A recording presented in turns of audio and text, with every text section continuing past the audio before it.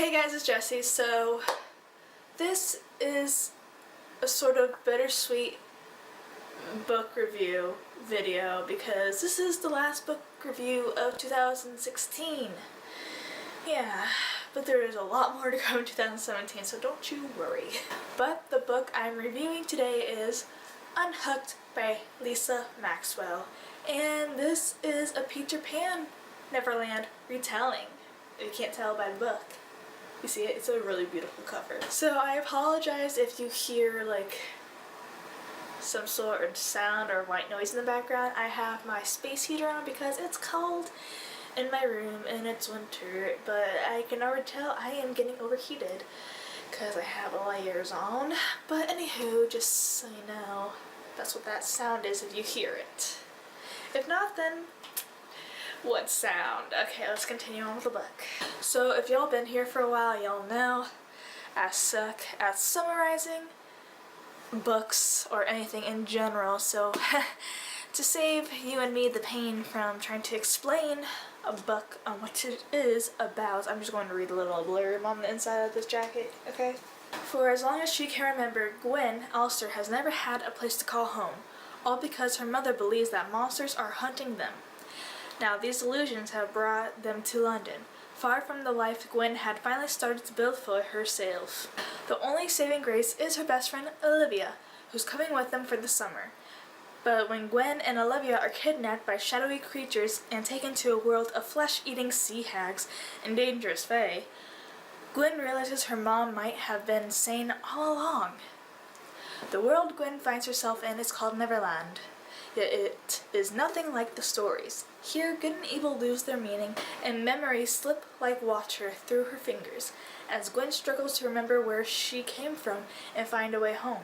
She must choose between trusting the charming fairy tale hero who says all the right things, and the roguish young pirate who promises to keep her safe. With time running out and her enemies closing in, Gwen is forced to face the truths she's been hiding from all along. But will she be able to save Neverland without losing herself? So at the very beginning of this book, when they get to London, it was going smooth, it was going good. But once they get to Neverland, everything seemed to not go as great and smooth as I thought it would be. But first of all, this book is nothing of what I thought it would be. I thought it was going to be a totally different Neverland, but it is not. It was very hard to get lost in this world of reading it.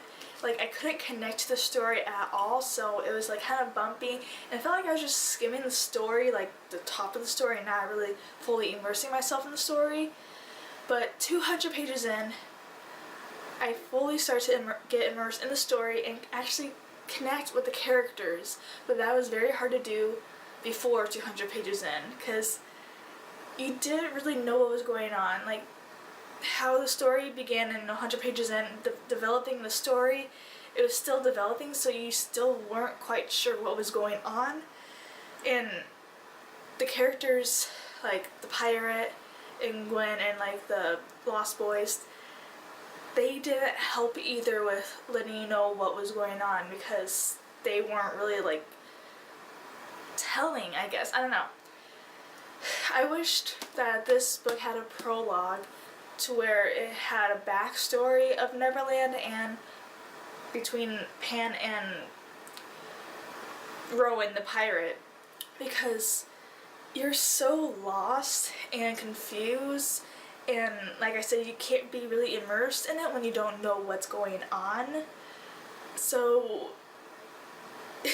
that's one thing about this book that wasn't the greatest, but 200 pages in and after, you start to get to know what the story is about and the backstory of it, so where you're like more immersed and connected into the story and you know more about the characters and are connected with the characters. When Pan comes in, it's just weird. He's just very off.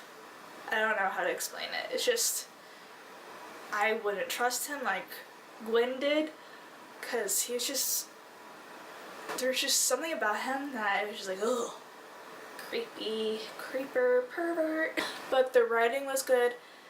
The characters were good once you got into the story really, but I just wish that Lisa took more time to develop the story than what she has, you know, of the book, obviously, because that's the really big problem I have with it. But the ending is so sad, but it also comes together to where it's like perfect, and then you want a sequel, because I want a sequel to this, but it's a standalone, and it's so good as a standalone because of how it wrapped up.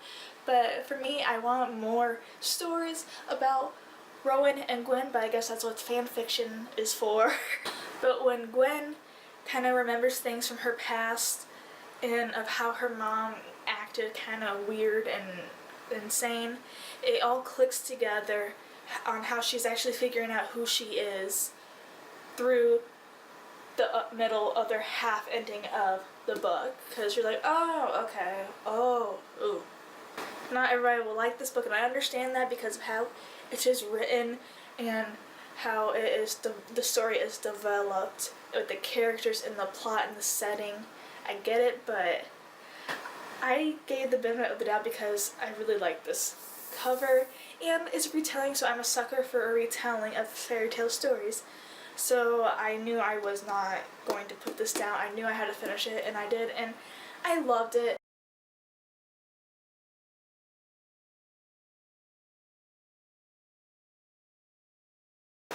Probably get like I think it's a 3 point something on Goodreads, and I understand that, but me, I just have like a heart for these kinds of books, so yeah.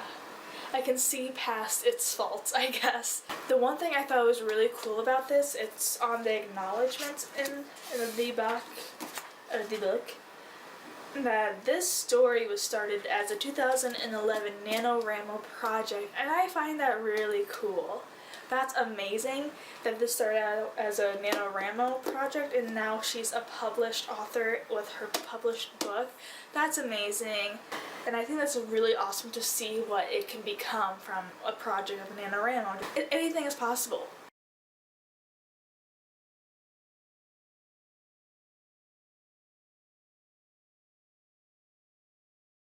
So that's it. That's my last book review. So bittersweet for 2016.